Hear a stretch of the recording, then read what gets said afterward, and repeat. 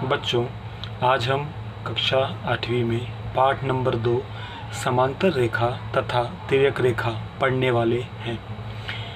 ये पाठ बच्चों आपको समांतर रेखा आपके लिए बिल्कुल भी नया टॉपिक नहीं है, या आपने छोटी कक्षाओं में ऑलरेडी इसके बारे में अध्ययन किया है। आइए हम इसी को थोड़ा सा पुनरावर्तन करते हैं। बच्चों, मैं एक डायग्राम बना रहा हूँ, आपको इसे पहचानना है।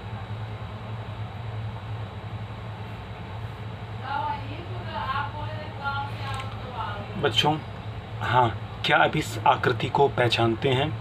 बिल्कुल बच्चों, इसे हम कहते हैं रेखा। ठीक है बच्चों, इसे हम क्या कहते हैं? रेखा। मान लो मैंने इसको नाम दे दिया AB। ठीक है। अब बच्चों, मैं इसी के ठीक बाजू में एक और रेखा खींच रहा हूँ। इसको मैंने नाम दे दिया PQ। आप देख सकते हैं कि रेखा AB और रेखा PQ परस्पर सीधे एक लाइन में चले जा रहे हैं, वे एक दूसरे को प्रतिच्छेदित नहीं कर रहे हैं। अब मैं एक दूसरा डायग्राम बनाता हूँ। यह है RS और ये एक रेखा है MN।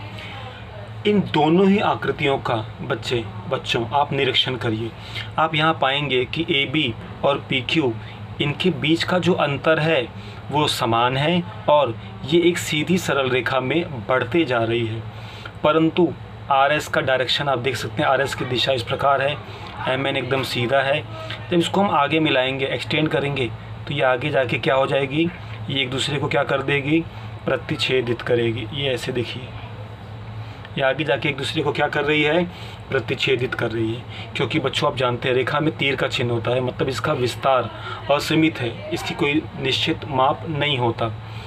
तो ऐसी आकृति जो एक दूसरे को प्रतिच्छेदित ना करती हो और एक ही प्रतल में स्थित हो, इसे हम कहते हैं समांतर रेखा।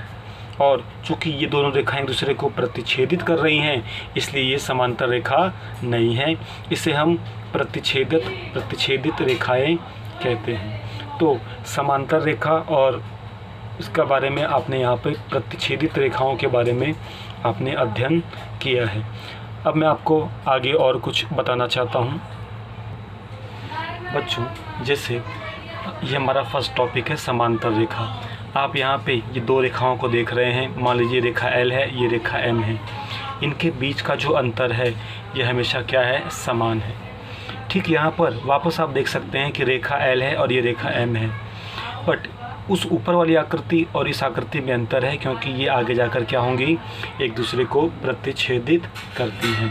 तो रेखा L हम कह सकते हैं कि ये समांतर रेखा है।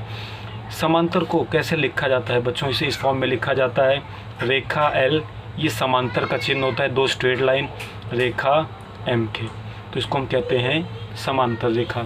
और ये जो आकृति है इसको हम प्रतिच्छेदित रेखा कहते हैं। अब हमारा दूसरा टॉपिक है तिर्यक रेखा। तिर्यक रेखा नाम से मालूम पड़ता है तिरछी रेखा। इसको समझने के लिए हम आपको ये आकृति दिखाते हैं। मान लो यहाँ रेखा M और रेखा N, कोई दो रेखा है। ये समांतर नहीं है बच्चों, क्योंकि थोड़ा सा क्रॉस है, लेकिन आप देख सकते हैं कि M और N को, ये जो रेखा L है ये क्या कर रही है? इस M को बिंदु A पर और इस रेखा N को बिंदु B पर क्या कर रही है? प्रतिच्छेदित कर रही है। तो जब दो रेखाओं को एक रेखा काटती है, प्रतिच्छेदित करती है, तो इस रेखा L को हम तिर्यक रेखा कहते हैं। तो इस रेखा L को हम इस रेखा M और N की क्या कहलाती है? तिर्यक रेखा। तो जब दो रेखाओं को कोई रेखा प्रतिच्छेदित करे, उसे दो भिन्न बिंदुओं पर प्रतिच्छेदित करे, तो उस रेखा को उन दोनों रेखाओं की तिर्यक रेखा कहते हैं। बच्चों, आपको मैं टेक्स्ट बुक में मार्क कर दूंगा और डायग्राम भी आपको वहां से देखकर आप इसे कॉपी कर लेंगे। तो इसी के साथ अब हम इस टॉपिक के बारे में हमने अध्ययन कर लिया। अब मैं आपको मार्किंग करा रहा हूँ, जो आपको टेक्स्ट बुक से देखकर लिखना है। उम्मीद करते हैं आपको समांतर रेखा और तिर्यक रेखा अच्छी तरह से समझ में आई होगी।